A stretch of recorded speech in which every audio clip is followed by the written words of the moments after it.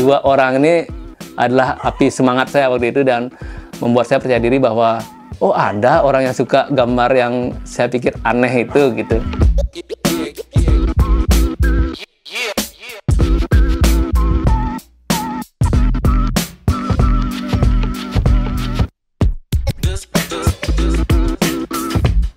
Saya adalah Mones, saya adalah ilustrator dari Bali, tapi sekarang karena mengerjakan hal lain selain ilustrator, jadi mungkin lebih tepatnya sebagai visual artist saja.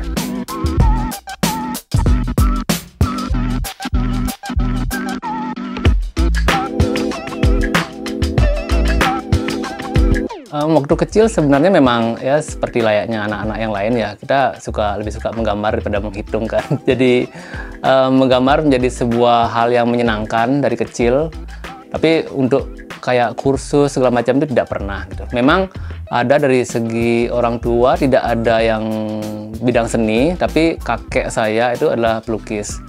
Tapi dulu memang tidak melihat itu sebagai sebuah hal yang menarik gitu, hanya sebagai oke, kakek dulu melukis, ya udah gitu aja gitu. Sampai SMP, SMA pun juga masih belum kepikiran untuk menjadi seperti sekarang gitu kan. Di era yang zaman dulu, saya masuk di tahun 2000, apa sih yang orang tahu tentang desain grafis, apalagi ilustrator gitu. Apa sih yang ada hubungannya dengan gambar gitu. Arsitek saya nggak bisa masuk karena saya jurusan IPS. Ya udah akhirnya masuknya ke desain grafis zaman dulu ya, desain komunikasi visual sekarang. Jadi saya masuk di DKV Isi Denpasar, dulu masih di Udayana. Jadi kita istilahnya di pelonconya di Udayana, tapi kita tamatnya di Isi Denpasar karena akhirnya kampusnya jurusan itu merger ke Isi Denpasar. Di kampus akhirnya mengenal berbagai macam teman-teman yang berlatar belakang di seni rupa, ada yang fokus di keramik, di fotografi. Itu kayaknya lebih menjadi pemicu saya untuk kayak oke, di dunia kreatif ini asik ya, kamu bisa ke sana ke sini terus nggak perlu pakai baju kantoran, asik aja gitu. Kayaknya itu yang menjadi awal mula saya itu tertarik di dunia kreatif, khususnya akhirnya menjurus ke ilustrasi sebagai ilustrator. Ya karena latar belakang orang tua dulu di generasinya mereka itu seni rupa bukan sebuah pilihan ya. Yang jadi pilihan mereka pasti hal-hal yang atau pekerjaan yang sudah pasti-pasti, seperti misalnya pegawai negeri lah, pegawai bank, dokter, seperti itulah. Desain itu benar-benar tidak ada dalam rencana mereka gitu. Jadi saat saya memilih DKV, mereka kaget juga, ini apa, terus kamu mau jadi apa gitu kan.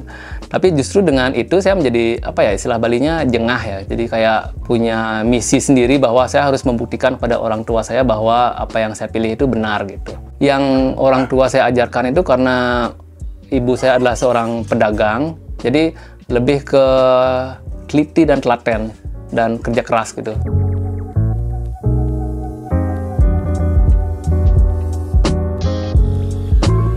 Sebenarnya yang menjadi pemantik itu adalah saya kuliah tahun 2000 nih.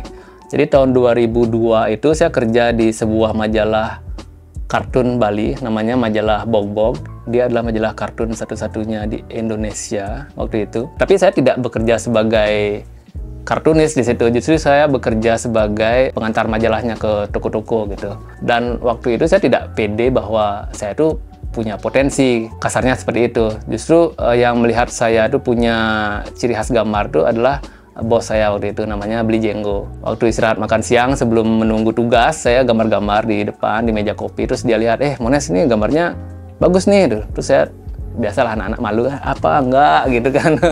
Terus bagus nih, coba lihat itu. Terus saya bilang, enggak, saya nggak bisa kayak teman-teman di dalam gitu kan. Terus dia bilang bahwa kamu nggak usah jadi kayak teman-teman di dalam, justru kamu harus jadi sesuatu yang berbeda gitu.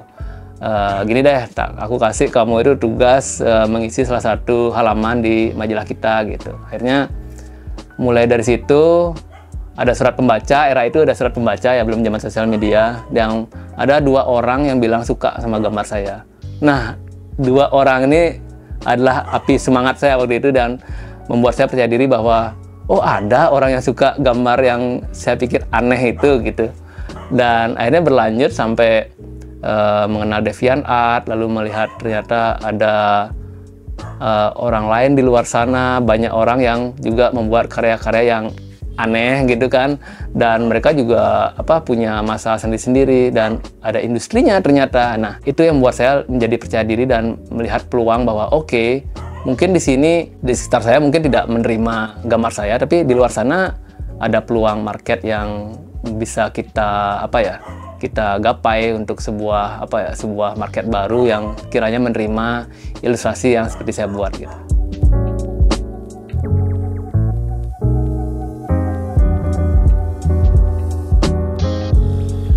Menjadi ciri khas pun sebenarnya orang lain yang menyebut itu kan, kayak oh Mones gambarnya monster-monster. Baru saya berpikir bahwa oh ya juga ya. Itu sama kayak orang bilang, oke Mones ini warnanya Mones banget. Saya nggak pernah merancang hal itu sebenarnya. Yang saya tahu ya, saya waktu itu memang suka gambar monster-monster, suka warnanya cerah. Oh berarti bisa disimpulkan bahwa oh ini pola-pola yang terbentuk secara sendiri, bahwa apa yang saya suka akhirnya saya buat secara berulang-ulang gitu. Dan juga dulu saya masih di Bog-Bog ini, dulu saya punya persepsi yang saya anggap salah tentang bagaimana melihat sebuah seni ya. Dulu saya menganggap gambar itu ada benar salah, dalam artian gambar realis adalah gambar yang benar, yang di luar realis adalah gambar yang salah gitu. Padahal seiring berjalannya waktu saya tahu bahwa semua gambar itu ada marketnya sendiri-sendiri gitu. Jadinya akhirnya pede aja menggambar apa yang saya suka. Dan kenapa gambarnya monster-monster, saya pikir bahwa kalau gambar realis kita gampang banget disalahin ya. Oke, hidungnya bengkok nih, ini matanya kurang lurus nih, segala macam. Tapi kalau gambar monster-monster itu kayak imajinasinya itu tidak terbatas gitu. Dan ini juga ternyata kalau saya tarik lagi ke belakang, ini erat hubungannya dengan cerita-cerita mitologi Bali. Karena waktu kecil kita tidak ada sosial media, terus tidak ada TV, ya pengantar tidurnya adalah dongeng-dongeng yang diceritakan oleh ibu saya atau nenek saya. Yang artinya kalau kita diceritakan dongeng kan kita tidak melihat visualnya, kita menghayal akan visual yang sedang diceritakan gitu. Cerita yang sama kalau didengarkan oleh anak yang berbeda, apa yang mereka bayangkan pun juga akan berbeda gitu. Jadi hal itu yang membuat saya itu kayak hayalan-hayalan masa kecil itu pingin saya ulang kembali. Dan di Bali itu kan kita mengenal ada dunia atas, dunia tengah, dunia bawah gitu. Kita juga di sini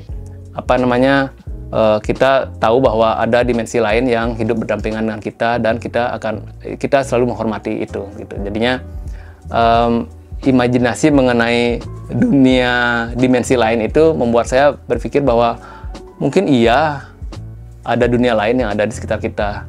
Dan mungkin bukan kita melihat dia aneh, atau bahkan sebaliknya mungkin mereka lah yang menganggap kita itu aneh gitu. Karena yang mana sebenarnya yang normal, apakah kita atau mereka gitu kan. Jadi apa yang saya buat ini adalah imajinasi saya terhadap dimensi yang berbeda itu. Tapi komputer waktu itu belum seperti sekarang ya. Dulu mahasiswa tidak pegang laptop atau iPad. Ya kita menggambar memang pakai manual, drawing. Tapi sejak 2005 itu sudah mulai mengenal komputer, sudah mulai mengenal gambar vektor lah di awal-awal kan. Dari situ mulai mengenal bahwa dengan digital ini kita bisa bisa mengulang lagi kesalahan, ada undo, terus bisa banyak sekali ada variasi warna di sini, palet warnanya sangat kaya, bisa diedit, bisa di resize. Kemudahan itu bukan kemudahan ya, keluasan akan berkreasi di digital itu membuat saya tertarik untuk lebih mendalaminya. Plus juga diiringi dengan semakin terjun ke industri ini, semakin tahu bahwa ya digital ini memang ini yang dibutuhkan oleh industri gitu, karena bisa diedit, bisa di resize, bisa di print segala macam. Karena basicnya memang di drawing, media-media konvensional seperti kanvas, kertas itu tetap menjadi hal yang menarik buat saya. Karena kalau digital kita dibatasi oleh kaca kan, tapi kalau kita dengan manual kita benar-benar bisa merasakan tekstur kertasnya, bau catnya, terus tekstur dari kanvas segala macam, dan ya kesalahannya tidak bisa diulang gitu. Jadi setiap kanvas itu atau kertas itu adalah rekam jejak dari keberkaryaan kita gitu. Sedangkan di digital hal itu bisa dihapus, layarnya bisa dimatikan gitu. Tapi memang tidak bisa di-compare head to head seperti itu, kebutuhannya memang berbeda. Dan saya ingin tidak ada yang lebih mendominasi satu sama lain. Saya memang sudah secara sadar paham bahwa kapan perlu digital dan kapan butuh yang manual.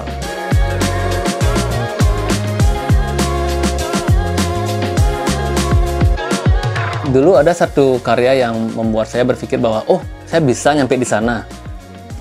Adalah sebuah poster untuk band Navikula. Jadi untuk promo album mereka dulu, album Salto kalau nggak salah. Tahunnya saya lupa nih. Yang paling saya ingat waktu itu adalah poster yang saya buat itu ada di majalah Rolling Stone waktu itu. Jadi kayak, oh sial, saya kan suka banget baca majalah kan. Dulu saya sering baca majalah Hai, saya suka artikel tentang musik. Di saat karya saya ada di majalah Rolling Stone, itu kayak membuka jendela bahwa kamu bisa kok ke situ gitu. Jadi walaupun saya tinggal di Denpasar, tinggal di gang yang kecil, karyamu bisa ada di situ gitu. Berarti possibility-nya sangat ada gitu. Itu membuat saya lebih percaya diri bahwa oke, bisa nih mencapai hal-hal yang kita tidak mungkin. Tidak harus saya itu tinggal di Jakarta ataupun tidak harus ada di pusat gitu. Kita dengan adanya internet ini kita bisa kok gitu. Dan akhirnya itu berlanjut terus sampai sekarang saya ada bekerja sama dengan beberapa brand nasional dan internasional. Itu pun juga sebagai bukti bahwa ya secara fisik kita tidak harus hadir di pusat gitu. Yang penting kita sudah terkoneksi dengan internet gitu kan, tahu marketnya di mana, tinggal kita berkreasi, terus ya ada website, bersosial media, hadir di event-event. Jadi menurut saya kehadiran kita tidak cuma di digital aja, kehadiran secara fisik pun juga penting, karena berbeda banget antara kita ngomong di Zoom sama bertatap muka, melihat mata lawan bicara kita itu kan sangat berbeda. Dan makanya saya juga push saya dan tim juga harus ikut event-event art gitu. Kurang lebih seperti itu.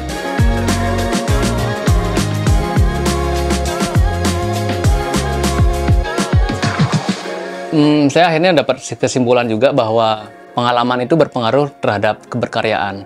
Misalnya dulu sebelum saya, ini di era tahun 2010 ke bawah itu, kebanyakan gambar-gambar saya warnanya seperti ini. Warna-warna lebih soft, terus agak dark gitu kan. Karena memang ya mungkin karena umur juga, apa yang saya baca, lebih sering nonton musik underground gitu kan. Jadi berpengaruh terhadap kayak judulnya ini, terus warna-warna, topiknya juga lebih lebih dark lah.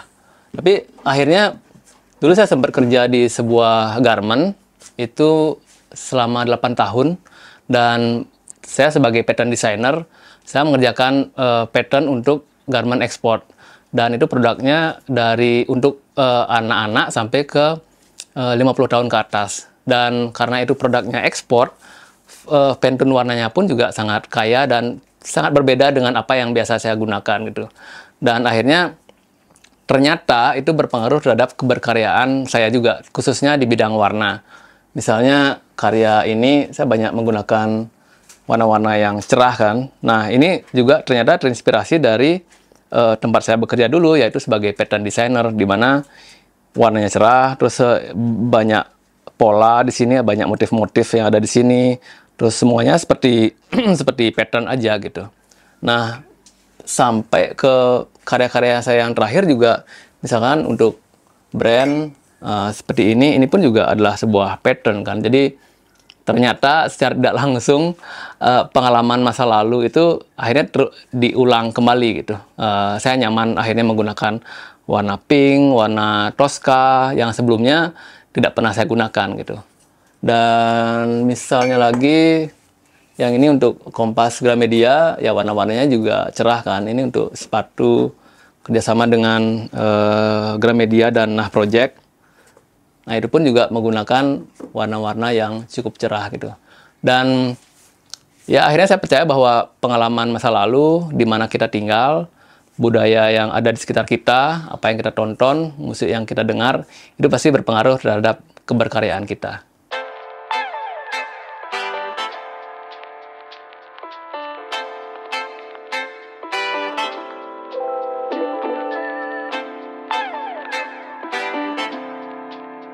Ya, awalnya punya studio desain itu sebenarnya kebutuhan akan asisten.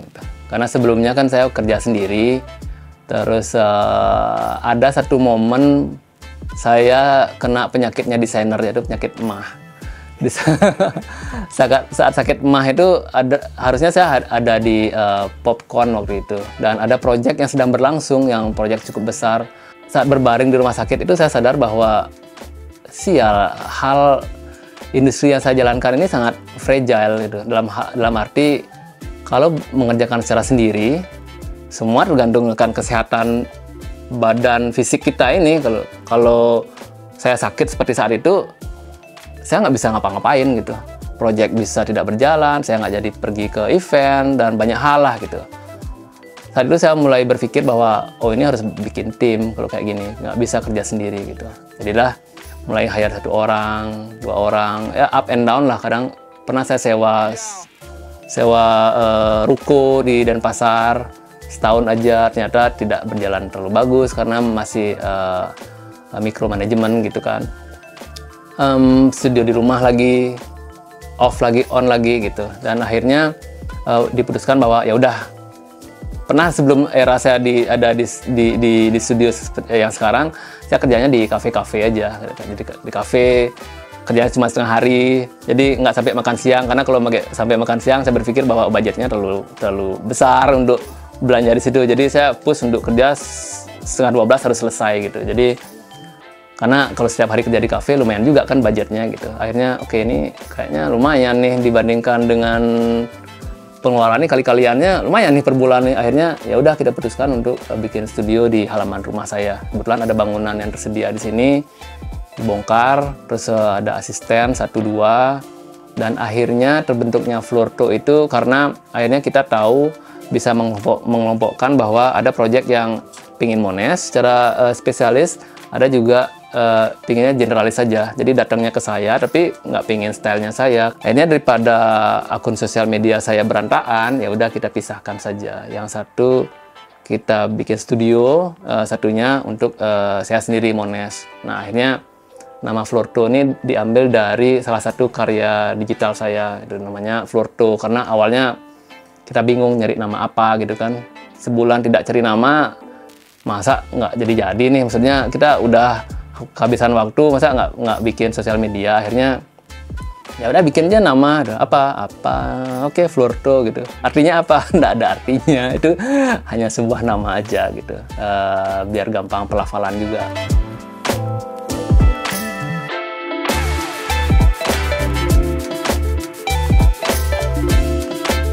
Di Florto itu awalnya mereka mengerjakan, karena sebagai asisten saya, mereka mengerjakan apa proyek masuk di saya, mereka membantu mengerjakan. Tapi saya berpikir bahwa karena saya pernah bekerja sama orang juga, dan apa ya, hasrat ego seniman itu kan tidak bisa ditahan gitu. Jadi saya berpikir bahwa tim ini harus bertumbuh. Mereka tidak boleh ada di belakang bayang-bayang sebuah studio. Justru mereka harus ada di depan gitu. Jadi mereka harus tampil di depan, orang harus tahu siapa orang-orang dalam studio ini, tidak disembunyikan gitu. Dan mereka harus selalu bikin karya personal gitu. Makanya tim saya push bahwa jangan lupa bikin karya personal ya. Jadi kita berpameran, terakhir kita berpameran di Ubud akhir tahun kemarin, dan apa ya, hal itu membuat tim malah makin bertumbuh gitu. Kita Sabtu libur, dan sekarang sejak Desember kita bikin hari Rabu itu work from home gitu. Jadi saya pingin balance antara pekerjaan di kantor sama apa ya, jadi nggak terlalu kaku 9 to 5 gitu. Jadi mereka bisa apa ya, namanya juga kita bekerja di industri kreatif ya. Jadi imajinasi itu harus didatangkan dari bertemu dengan orang-orang, berpindah tempat, bekerja, atau membaca buku, nonton film, dari mana aja gitu. Jadi kita sudah mencoba ini 2 bulan, dan saya pikir cukup bisa berjalan gitu, dengan apa ya, balance antara bekerja di kantor dan juga bekerja di luar gitu. Seiring dengan sistem tersebut, tim Florto pun juga bertumbuh as a personal gitu. Seperti misalkan Gus D sempat bikin project poster untuk konser Coldplay tahun lalu, terus OD ada bikin desain untuk Joyland dan juga untuk Museum Macan dan lain sebagainya.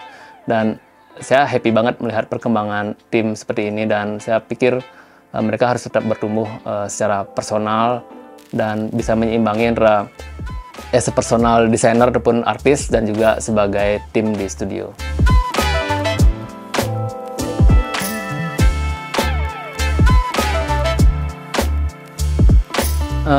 Kolaborasi yang terjadi itu menurut saya sebagai bonus yang menyenangkan banget ya.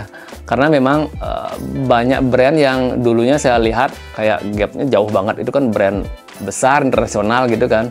Tapi saat ada email masuk dari brand, misalkan dari Procreate, dari Affinity dan Google yang kayak gitu, itu bener-bener apa ya, setiap dapat email kayak gitu saya bangunin istri saya kalau lagi tidur, kita dapat ini tawaran dari Google kayak gitu-gitu ya, kayak anak kecil yang kegirangan gitu, yang mana apa ya, happy banget dan tidak pernah disangka gitu. Karena mungkin saya lihat dari sisi apa ya, mungkin konsistensi itu akhirnya membuahkan hasil gitu. Itu juga yang kayak saya tadi membuktikan bahwa oke, bisa kok kita di Bali dan tinggal di gang yang kadang-kadang di depan rumah ada biawak lewat gitu kan. Bisa kok ke situ kerjasama dengan brand-brand besar kayak Apple, Google, dan lain sebagainya gitu. Yang penting kita itu tetap konsisten, berkarya, tetap menjaga kualitas yang baik dan hubungan yang baik dengan klien, terus ada di komunitas-komunitas. Itu saya rasa sepertinya itu yang apa ya, cukup bisa berjalan dengan baik sih, yang sampai saat ini bisa bekerja sama dengan brand-brand tersebut gitu. Benar-benar tidak pernah, bahkan dimimpikan pun tidak pernah gitu, karena itu terlalu jauh. Kadang-kadang kayak oke, ada di Apple untuk berdiri di situ mewakili Affinity, itu tidak pernah terpikirkan sebelumnya gitu. Dan tapi itu nyata gitu, jadi kayak apa ya, unreal aja kayaknya gitu. Ada beberapa sih, kayak yang Google kemarin itu untuk 17 Agustus tahun kemarin 2023 itu sangat menyenangkan sih proyek itu. Yang itu salah satu hal yang saya impikan dan akhirnya kesampaian, itu adalah Google. Terus yang Affinity ini juga adalah apa ya, proyek yang saya suka juga, karena masing-masing proyek itu memberikan saya kebebasan untuk menuangkan ide saya ke dalam karya yang akan dijadikan media campaign atau apa ya, produk dari brand-brand tersebut gitu.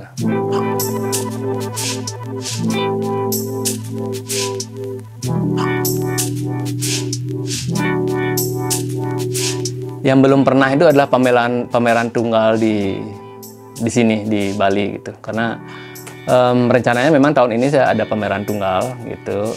Ini sedang mempersiapkan. Jadi pameran yang ini tidak akan ada digitalnya. Jadi ini pure manual, pensil, akrilik, keramik. Pokoknya bermain-main aja gitu. Saya ingin apa ya, ada waktu, ada momen yang untuk berkarya, tapi untuk diri saya sendiri, untuk internal. Karena biasanya kan untuk industri itu adalah untuk eksternal, ada kebutuhan khusus, ada target yang ingin dicapai, ada semua hal harus presisi, warna harus tepat, semuanya sangat apa ya, sesuai target gitu. Nah, yang manual ini, yang pameran ini saya ingin merepresentasikan kenangan masa kecil saya dan bagaimana saya mendapatkan kebebasan berkarya dan bagaimana saya bersenang-senang dengan dunia imajinasi saya gitu. Nah, itu untuk personal. Kalau untuk tim ya, kita pingin ada pameran lagi juga tahun ini, dan semoga bisa lebih banyak ke event-event di dalam maupun di luar negeri, karena saya percaya bahwa dengan mengikuti berbagai macam event di luar tempat kita tinggal di Bali, kita bisa memiliki point of view yang berbeda-beda gitu. Jadi kita pingin supaya tim bergaulnya tidak cuma dengan sama ilustrator, tapi juga dengan sama dari kreatif yang lain, supaya mereka bisa mendapatkan perspektif yang berbeda-beda.